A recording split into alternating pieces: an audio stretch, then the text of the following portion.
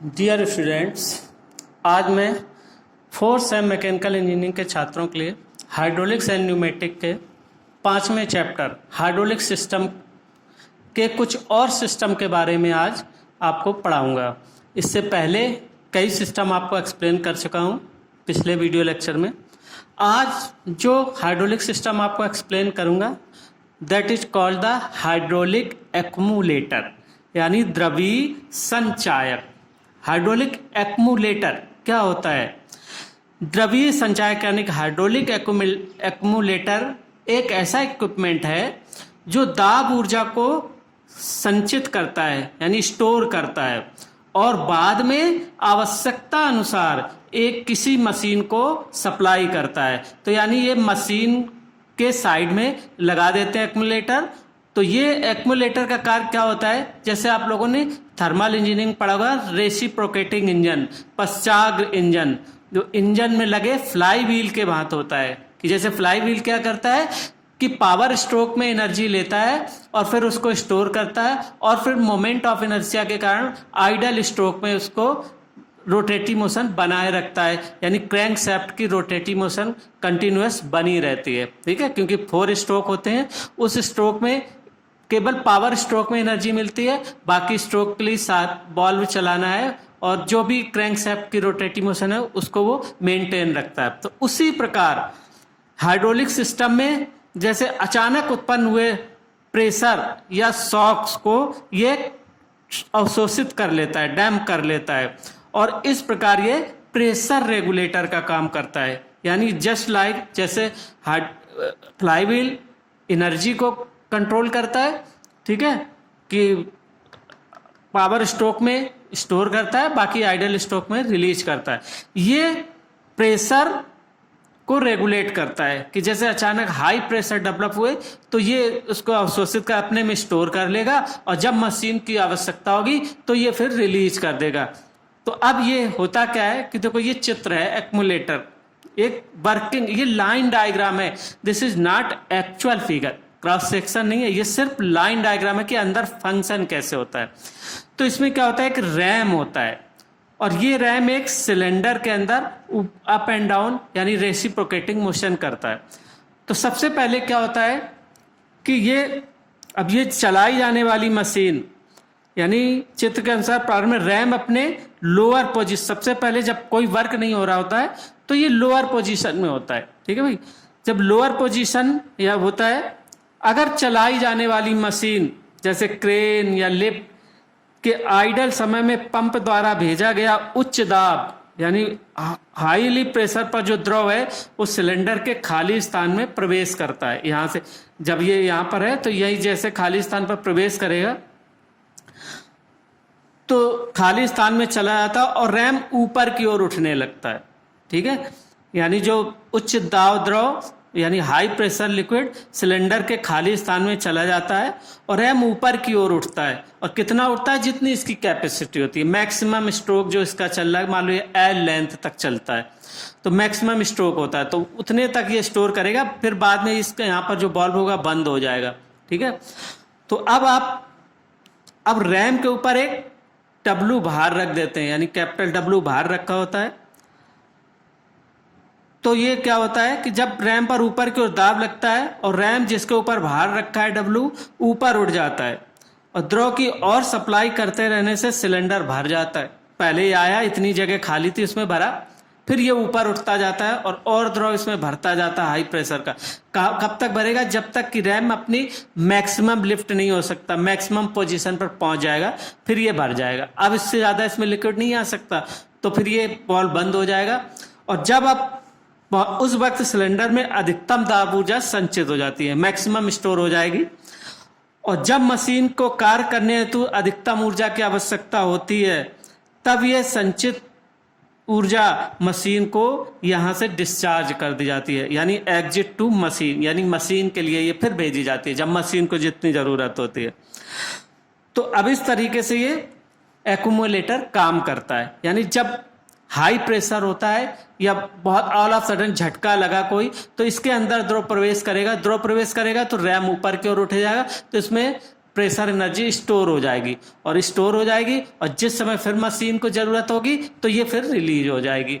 तो ये just like a fly wheel का, जैसे रेसिप्रोकेटिंग इंजन में फ्लाई व्हील का काम होता है, उसी तरीके से हाइड्रोलिक मशीन्स में ये हाइड्रोलिक एक्मुलेटर का काम होता है। ठीक है, तो ये इसको भी कोई भी मशीन चलाते हैं तो उसके साइड में ये एक्मुलेटर लगाते थे, जहाँ से हमें ऑयल पंप करना होता है उनके बीच में लगा देंगे, पंप और मशीन के। ठीक है, जो भी मशीन यूज कर रहे हैं हाइड्रोलिक, उनके पंप और मशीन के बीच में इसको फिट कर देंगे, तो जिससे कि ये फिर इसके थ्रू मशीन में हाई प्रेशर होगा तो रैम ऊपर उठ जाएगा और इसमें भर जाएगा, और जब ज़रूरत होगी मशीन को, फिर डिमांड होगी तो ये मशीन की ओर फिर इसका हाई प्रेशर लिक्विड फ्लो करता जाएगा। तो अब इसकी कैपेसिटी कैसे लेते हैं कि मान लो इस रैम का जो ये रैम लगा है पूरे में होगा, मान लो स्क्वायर भी हो सकता है, सिलेंड्रिकल भी हो सकता है, सिलेंडर जैसा होगा उसी हिसाब से रैम चलेगा। तो ए मान लो रैम का क्षेत्रफल है, एल मान लो इसकी मैक्सिमम उठान है यानी स्ट्रोक है, यानी एक बार में ये मैक्सिमम इतना उठ सकता है, उतना ही नीचे आ सकता है, ना उससे नीचे जाएगा ना इससे ऊपर जाएगा, उसी के बीच में मूव करेगा। ठीक है, तो मान लो एल इसकी स्ट्रोक या रैम का उठान है, पी मान लो इसमें जो द्रव भेजा जा रहा है पंप के द्वारा उसका प्रेशर है, पंप द्वारा सप्लाई गए द्रव का दाब है, कैपिटल डब्ल्यू रैम का कुल भार है, जिसमें कि इसमें जो रखा हुआ भार है वो भी सम्मिलित है, उसको सहित तो उठाता है ये रैम, तो जिसमें रैम पर रखा भार भी सम्मिलित है।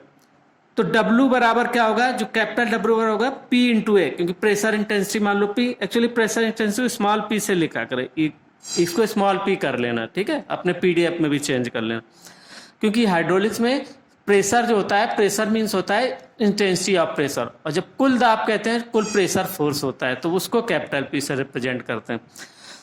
तो ये W बराबर P इंटू ए, तो रैम को उठाने में किया गया कार्य क्या होगा, W बार को L ऊंचाई तक उठाया गया तो W इंटू एल, भाई फोर्स इंटू डिस्प्लेसमेंट, किया गया कार्य तो यही होता है।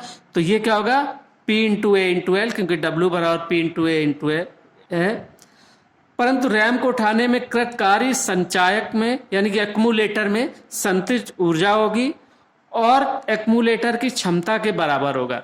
तो इसका मतलब एक्मुलेटर की क्षमता क्या हुई, P into A into L, यानी प्रेशर इंटू एक्मुलेटर का वॉल्यूम, यानी संचायक का volume. This is called the volume of accumulator, volume of एक्मुलेटर।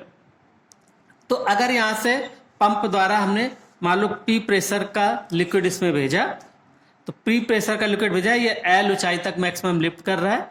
मान लो रैम का एरिया A है, तो जो रैम उठा रहा है यानी इस W बार को ही तो ये P द्वारा उठाया जा रहा है, तो किया गया क्या होगा W इंटू एल, और W बराबर किसके होगा, ये P pressure intensity into RAM का क्षेत्रफल P इंटू ए। तो एक्मुलेटर की मैक्सिमम कैपेसिटी की कितनी हुई, जितना ये लोएस्ट पॉइंट से अपर पॉइंट तक उठ सकता है, यानी एल लेंथ तक जो उठेगा, तो L into A, this is the volume. तो क्या हो जाएगा, प्रेशर इंटू एक्मुलेटर का वॉल्यूम। तो ये हो जाएगी इसकी कैपेसिटी, कैपेसिटी ऑफ एक्मुलेटर। ठीक है, अब इसको आप पढ़ लेंगे चित्र से, क्लियर समझ में आ जाएगा। नेक्स्ट हाइड्रोलिक सिस्टम है, लास्ट जो आपके सिलेबस में है, that is hydraulic door closer. ये सभी लोगों ने देखे होंगे, आजकल हर जगह यूज होते हैं, है ना। डोर क्लोजर लगा होता है, वो हाइड्रोलिक ऑपरेटेड ही होते हैं, उसके अंदर एक सिलेंडर होता है, उसमें हाइड्रोलिक ऑयल भरा होता है और प्लंजर मूव करता है रेसिप्रोकेटिंग, तो इसलिए ये हाइड्रोलिक सिस्टम ही कहलाता है। तो ये प्रायः बेलनाकार यानी सिलेंड्रिकल शेप के होते हैं तथा घरों, दफ्तरों आदि में दरवाजों को बिना झटका लगे धीरे धीरे बंद करने के लिए प्रयोग किए जाते हैं, है ना। धीरे धीरे बंद करेंगे, जैसे हमने खोल दिया, खोलने के बाद छोड़ दिया तो अपने आप धीरे धीरे बंद होंगे, जिससे न दरवाजे में आवाज़ भी नहीं होगी और दरवाजे में एकदम झटका भी नहीं लगेगा, तो उसमें जो थ्रस्ट पड़ता है वो भी नहीं लगेगा, तो दरवाजे की लाइफ भी बढ़ जाती है।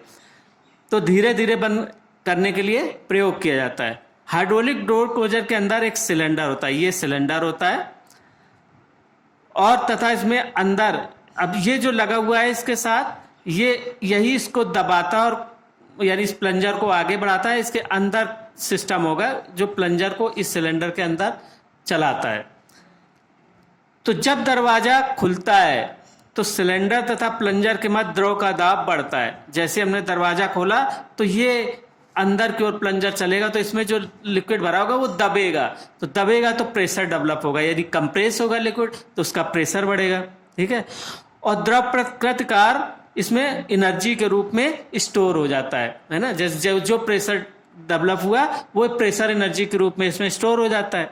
और जब दरवाजा बंद होता है तो फिर क्या होता है, वो एनर्जी धीरे धीरे इसको वापस होती है और जो संचित ऊर्जा को वापस करता है धीरे धीरे, तथा दरवाजा बिना झटका लगे बंद हो जाता है। यानी जैसे हमने दरवाजा खोला तो ये प्लंजर अंदर की ओर चले, अंदर की ओर इस डायरेक्शन में मूव करेगा प्लंजर, तो अंदर जो द्रव भरा होगा उसका प्रेशर बढ़ेगा और वो प्रेशर एनर्जी के रूप में इसमें स्टोर हो जाएगा। और जब दरवाजा बंद होगा तो ये धीरे धीरे धीरे धीरे रिलीज करेगा प्रेशर, तो ये फिर अपनी वापस स्थिति में आ जाएगा और इस तरीके से दरवाजा बिना झटका के बंद होगा, ठीक है। और ना लगा और डोर क्लोजर तो कोई आदमी बहुत तेज से उसको मार देगा, कोई कैसे मारेगा तो दरवाजा टूटने का भी चांस होता है, उसकी लाइफ कम हो जाती है। ये लगा देने से दरवाजा स्मूथली बंद होता है धीरे धीरे। तो एडवांटेज इसके यही है कि हाइड्रोलिक डोर क्लोजर के प्रयोग से दरवाजों पर झटके नहीं लगते तथा दरवाजों का सेवा काल लाइफ टाइम बढ़ जाता है, टाइम पीरियड। और एब्जॉर्व करने के कारण दरवाजों पर शोर भी नहीं होता कि धड़ाम धड़ाम सी आवाज जो होती है वो सब नहीं होगी। लेकिन अगर द्रव लीकेज हो जाए, जब लीकेज कहीं से हो जाएगा तो अंदर प्रेशर एनर्जी फिर स्टोर नहीं होगी, लीकेज अगर होगा तो फिर ये सिस्टम काम नहीं करता है, ठीक है। तो फिर हम बदलना पड़ता है, हो सकता है अंदर के जो है वो जो भी आपने लगाए हुए हैं गैसकेट वगैरह वो कट जाएं, या सिलेंडर ही प्लंजर में थोड़ी सी प्ले आ जाए, घिस जाए, तो उसके कारण ऑयल लीक करता है, तो या तो उसको रिपेयर करवा सकते हैं या फिर हम दूसरा चेंज करते हैं, ठीक है भाई। ये तो बहुत कॉमन यूज होने वाला चीज़ है। तो ये आपके थे कंप्लीट 6 हाइड्रोलिक सिस्टम आपके सिलेबस में, और ये सब जनरल पॉइंट ऑफ व्यू से याद रखना चाहिए। एज ए मैकेनिकल इंजीनियर आप लोगों को इन चीज़ों के बारे में थोड़ा सा आइडिया होना चाहिए कि ये कैसे वर्क करता है, क्या होता है, ठीक है भाई। तो ये सब बस एक बार फिगर देख लो, समझ लो, सिस्टम क्लियर हो जाएगा। कोई ऐसा बहुत कठिन सिस्टम नहीं है किसी चीज़ का। तो अब इन्हीं पे आधारित, इन्हीं सिस्टम पर आधारित कुछ आपके न्यूमेरिकल प्रॉब्लम है जिसके संबंधित जो टर्म आए हैं वो आपने सभी सिस्टम में पढ़े। जैसे रैम है, रैम में क्या होता है, एक वेस्टेड वाटर होता है। वेस्टेड वाटर क्या होता है, जो कि हमें रिजर्वायर से प्राप्त होता है उसमें वेस्ट बॉल में बॉल बॉक्स में, और फिर कुछ वेस्ट हो जाता है और कुछ लिफ्ट होता है, क्योंकि थोड़ी मात्रा लिफ्ट होती है, बाकी वो वेस्ट होके वापस उसी रिजर्वायर में आ जाती है। तो रिजर्वायर से तो ये ऐसे ऑटोमेटिकली वर्क करता रहता है। हमने बताया जो कुछ ऊंचाई पर पानी प्राप्त होता है उसमें जो है फिर थोड़े से नीचे पे उस पर काइनेटिक एनर्जी में बदलते हैं, फिर वहां से टैंक में चढ़ाते हैं, जैसे पहाड़ी इलाकों में जो वर्क करता है। बाकी जो वेस्ट होता है वो झरने के रूप में फिर बह के जाता है, तो फिर उससे नीचे वाले भी यूज कर सकते हैं। तो ये बीच में एक रैम लगा के और वहीं से अपना बिना एक्सटर्नल एनर्जी के जहां पर रिक्वायरमेंट होता है पानी लिफ्ट कर लेते हैं। तो अब देखो यहाँ पर देखो क्या क्या दिया होता है, उसका फार्मूला ये होता है, यानी एफिशिएंसी पर और small Q upon capital Q H minus H minus upon H, और ये सब पता है। जहाँ पर क्यू वेस्टेड वाटर का है डिस्चार्ज, क्यू रैम में चढ़ाया हुआ टैंक में है, ये H जो है वो वेस्ट वाल्व से और चढ़ाए गए टैंक तक की दूरी है, और H जो है जहाँ प्राप्त है पानी वहां से वेस्ट वाल्व तक की दूरी है, ठीक है भाई। तो अब देखो क्या कहता है, वही आपको समझना है कि न्यूमेरिकल में क्या कह रहा है। जैसे ये पहला प्रश्न है कि एक हाइड्रोलिक रैम 3.3 मीटर की ऊंचाई से 0.22 मीटर क्यूब पर सेकेंड पानी प्राप्त करता है। यानी इतनी ऊंचाई से तो पहले प्राप्त करता है, यानी जो वेस्ट वॉल्व में आता है, जो हमें वॉल्व बॉक्स में, ठीक है। फिर 0.0022 मीटर क्यूब पर सेकेंड पानी रैम से 21 मीटर की ऊंचाई पर भेजता है, यानी और ऊंचाई पर जो टैंक है वहां भेजता है। तो ये भेजा गया पानी है, तो बाकी जो पानी हुआ वो क्या हुआ, वो वेस्ट हो गया, तो वो कैपिटल क्यू हो गया। तो यानी capital Q equal to 0.022 minus 0.0022 किया जाएगा। कैपिटल क्यू यहां से निकाला जाएगा, देखो निकालोगे, capital Q is the wasted water, ये निकला है इतने मीटर क्यूब पर second. Small Q is the जो पानी प्राप्त हो रहा है, तो वो है 0.0022, जो हमें सप्लाई टैंक जो ऊंचाई पर प्राप्त होता है पानी, स्मॉल क्यू वो है। तो वो ये है कि इतना भेज रहा है, ठीक है भाई, स्मॉल क्यू हो गया। अब क्या कह रहा है कि इतने मीटर की ऊंचाई से प्राप्त करता है, तो प्राप्त करता है कहाँ, वॉल्व बॉक्स में, यानी जहां वेस्ट वॉल्व लगा होगा, तो वहां से वहां तक की दूरी स्मॉल h हो गई, 3.3 मीटर।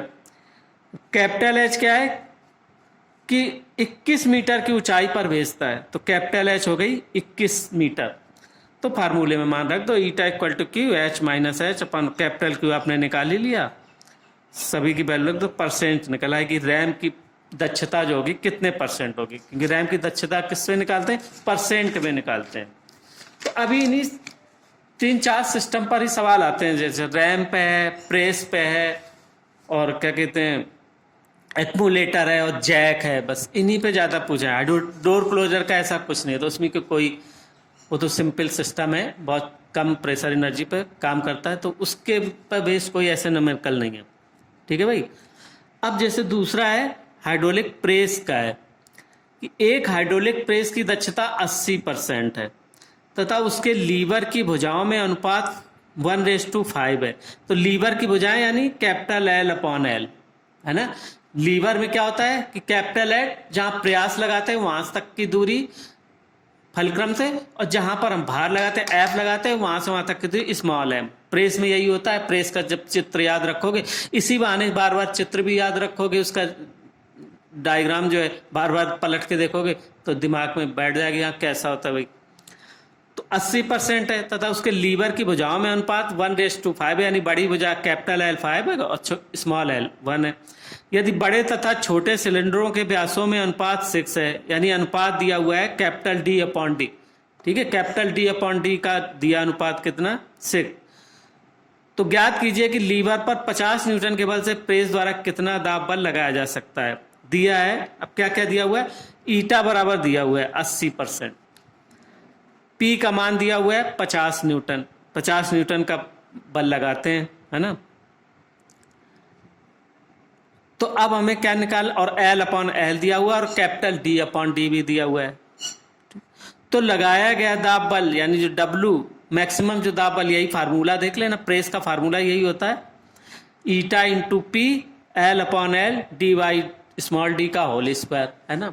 एरिया का अनुपात था तो उसको हमने डाया दिया, तो डाया में बदल सकते, पाई पाई दोनों से कैंसिल हो गया, पाई/4d², पाई/4d² करोगे तो पाई पाई कैंसिल हो जाएगा, तो D capital D square upon small D square. ठीक है, तो वही रेशियो में हो गया कैपिटल डी अपॉन डी। तो सीधे सीधे फार्मूला से है भाई।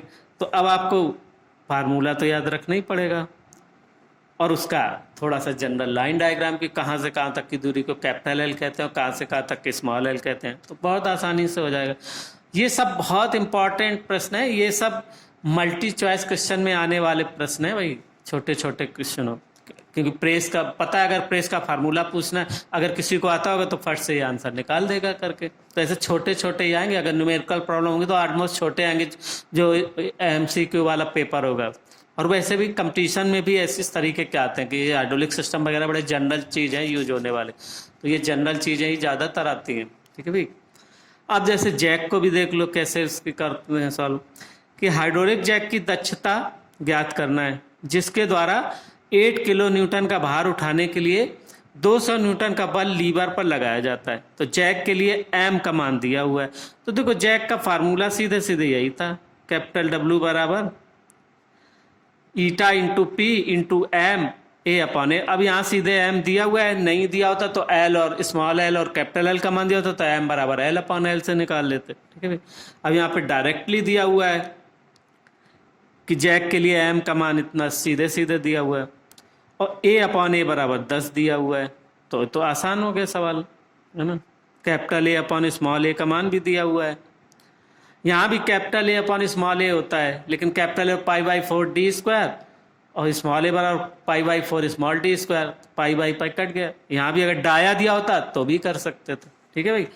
तो ये इसका जैक का लगभग मिलता जुलता फार्मूला देखो, यहाँ भी L upon L that is M, ये भी L upon L that is M, दोनों का लगभग एक सा ही, प्रेस और जैक का। तो ये बड़े छोटे छोटे प्रश्न हैं और यही आने के लायक हैं, ये जरूर देख लेना भाई। मैंने PDF भेज रखा आप लोगों को, पढ़ोगे अच्छे से समझ में आ जाएगा। ऐसी कोई चीज़ नहीं है जो कि ना क्लियर हो, लेकिन पढ़ना तो थोड़ा पड़ेगा भाई, पढ़ना है आपको। एक एक्मुलेटर के रैम का व्यास 200, अब एक्मुलेटर आ गया, उसमें कैपेसिटी निकाली जाती है ना, और उसका मैक्सिमम उठान यानी कैपिटल एल बराबर इतना, यदि रैम के द्रव की सप्लाई इतने बार हो। अब देखो यहाँ पर प्रेशर बार में दिया हुआ है। हमने पहले भी आपको याद रखा था कि पास्कल, बार, न्यूटन पर मीटर स्क्वायर, ये बिल्कुल जहन में आप बैठा लें। ये हर एक इंजीनियर को ये चीज़ें आनी चाहिए, छोटी छोटी, है ना। तो इनको जरूर बिल्कुल एक जगह कहीं नोट करके हमेशा याद रखो। तो यदि रैम को द्रव की सप्लाई 40 बार है, अब देखो प्रेशर बार में दिया हुआ है, तो ज्ञात कीजिए रैम पर रखा भार और संचायक की क्षमता। तो सबसे पहले क्या करना है, रैम का डाया दिया है वो नोट कर लो मीटर में। दाब तीव्रता 40 बार है तो 40 इंटू 10⁵ न्यूटन पर मीटर स्क्वायर में बदल लिया। रैम का उठान कैपिटल एल, तो area of ram π/4 d square से एरिया निकाल लिया। तो रैम पर रखा भार W इक्वल टू प्रेशर, जो प्रेशर दिया हुआ है P इंटू ए, ठीक है भाई, P इंटू ए, ये तो जानते ही हो कि pressure intensity into area of RAM. तो यहां से ये किलो न्यूटन में आ गया। तो संचायक की क्षमता क्या होती है, P into A into L. तो मैक्सिमम उठान L, ये L बराबर दिया हुआ है, ये बराबर 6 मीटर, है ना। तो ये दिया हुआ है, तो आप क्षमता निकालेंगे इतने न्यूटन मीटर। अब देखो एक चीज और है कि क्षमता किलोवाट आवर या ऐसे लिया कि कितने किलोवाट पर आवर है, क्योंकि जब पावर की यूनिट जो होती है कि कितनी कैपेसिटी क्षमता है, तो देखो वह इन किलोवाट में निकालना, तो देखो 1 kilowatt equal to 1000 into 60 newton metre होता है। तो अगर न्यूटन मीटर को किलोवाट आवर में बदलना है तो 60 इंटू 1000 का हम भाग दे देंगे, तो किलोवाट आ गए 0.029 किलोवाट। क्योंकि देखो हर एक की पंप की क्षमता या किसी की भी क्षमता दी होती है कितने किलोवाट पर आवर है, तो एक्यूमुलेटर की भी उसी तरीके से निकाली जाएगी। तो ये भी पॉइंट याद रखना है कि 1 किलोवाट बराबर 1000 इंटू 60 न्यूटन मीटर। तो ऐसे ही छोटे छोटे पॉइंट कहीं एक जगह पे लिखते चलें, और ये कभी भूलने के नहीं है, आगे तक के लिए भी जरूरी नहीं है इसी सेमेस्टर के लिए, आगे जब कंपटीशन में भी ये सब बहुत काउंट करेंगे। कभी कभी यही छोटी छोटी चीज याद नहीं आ जाती तो उससे से क्वेश्चन मिस हो जाते हैं, है ना। और एक एक क्वेश्चन की बहुत वैल्यू होती है वहां पर कंपटीशन में। हाँ भाई, तो अब आ गया नेक्स्ट क्वेश्चन, और कि एक एक्यूमुलेटर को 350 mm प्लंजर का भार इतने केजी है, इतने हाइड्रोलिक दाब को डेवलप करने के लिए उस पर अतिरिक्त भार क्या रखा जाना चाहिए। अब इसमें अतिरिक्त भार पूछ रहा है, हम तो कैपिटल W ले रहे थे, सीधे सीधे रैम का भार प्लस जो भी भार रखा जाएगा। अब यहां पर क्या दिया हुआ है कि प्लंजर का भार दिया हुआ है, अब उसके ऊपर जो अतिरिक्त भार रखा है वो निकालना है। तो कैसे करेंगे कि देखो प्लंजर का डाया दिया हुआ है तो मीटर निकाल दिया, एरिया निकाल लिया, प्रेशर दिया हुआ है इतने केजी पर सेंटीमीटर स्क्वायर, तो उसको केजी पर मीटर स्क्वायर में निकाल लो, क्योंकि हर चीज एक ही में बदलना है। मान लो कैपिटल W प्लंजर का भार प्लस उस पर रखा गया अतिरिक्त भार है, तो हम ये इसको कैपिटल W को मान लिया W1 प्लस W2, W1 दिया हुआ है ऐसा है, तो कैपिटल W बराबर P इंटू ए से हम कैपिटल W, तो W1 प्लस W2 बराबर P इंटू ए कर दिया। तो यहां से W2 बराबर निकल आ जाएगा, क्योंकि ये दिया हुआ है, कितना दिया हुआ है 4500 केजी, यानी W1 दिया हुआ है, प्लंजर का भार तो दिया हुआ है, लेकिन उसका किसका पूछ रहा है कि उस पर रखा अतिरिक्त भार पूछ रहा है। देखो ये है ना, तो ये प्लंजर यानी रैम, प्लंजर कह लो चाहे रैम कह लो, इसका भार दिया, अब इसके ऊपर जो भार रखा है W वो हमें निकालना है। और ये कैपिटल W जो होता है वो प्लंजर या रैम का भार प्लस उसके ऊपर रखा हुआ भार, तो ये कैपिटल W होता है, ये प्लंजर का भार प्लस उस पर रखा भार, तो उस पर रखा भार निकला, थोड़ा सा उसको बदल दिया। तो ये भी आप आसानी से कर सकते हैं, ठीक है भाई। अब उसी तरीके से प्रेस का भी ऐसे ही दिया हुआ है, हाइड्रोलिक प्रेस का। अब प्रेस का भी फार्मूला आपको प्लंजर पर ये वाला फार्मूला है, इससे यूज करना। क्या क्या दिया हुआ है, ये एक्स वाई दूरियां दी हुई हैं, तो इसी के आधार पर अब इसको आप पढ़ना, क्लियर समझ में आ जाएगा। एक्चुअली हर एक का वर्किंग प्रिंसिपल आना चाहिए, उसका लाइन डायग्राम पता होना चाहिए, तो कभी सवाल गलत हो ही नहीं सकता, क्योंकि उससे ज्यादा उसमें चेंज ही नहीं कर सकता। तो जैक हो गया, प्रेस हो गया, और रैम हो गया, एक्यूमुलेटर हो गया, तो इनके फार्मूले बिल्कुल याद होना चाहिए टिप पे। बहुत ज्यादा है ही नहीं भाई, 3-4 लगभग एक से मिलते जुलते फार्मूले। और अगर चित्र याद है तो तुरंत ही बना लोगे फार्मूले की। वो उसमें अगर प्रेस आ गया तो क्या करोगे कि वहां पर जो हिंज लगा है, हिंज के सापेक्ष आघूर्ण ले लोगे, तो वैसे ही इन मानों को निकाल लोगे। और फिर उसके बाद जो किया गया रैम द्वारा लगाया गया बल, रैम द्वारा चली गई दूरी, इससे प्रेस द्वारा किया गया कार आ गया।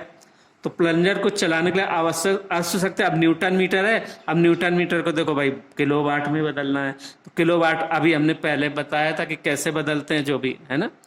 तो आप उसको जो है यहाँ दिया होगा, जो भी दिया हो उसको सॉल्व करके आप, किलो न्यूटन मीटर है तो किलो न्यूटन मीटर को तो पहले हम क्या करेंगे कि 60 इंटू 60 इंटू वैसे कर सकते हो। पहले न्यूटन मीटर में अगर करो, किलो हटा दो, न्यूटन रह तो वो हजार कट गए ऊपर नीचे, तो 60 इंटू 60 रह गए।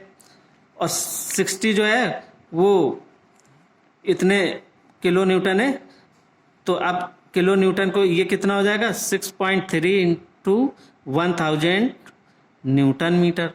और एक न्यूटन मीटर को अभी हमने यहाँ बदला था किलोवाट आवर में, अब आवर नहीं करना है, हम सिर्फ किलोवाट बदलना है। तो वो 60 किलोवाट है, तो अब आपको करना है केवल 60 इंटू 15, तो ये आपका किलोवाट आ जाएगा, है ना। और न्यूटन मीटर तो फिर नीचे 1000 का भी मल्टीप्लाई करना पड़ेगा, ठीक है भाई।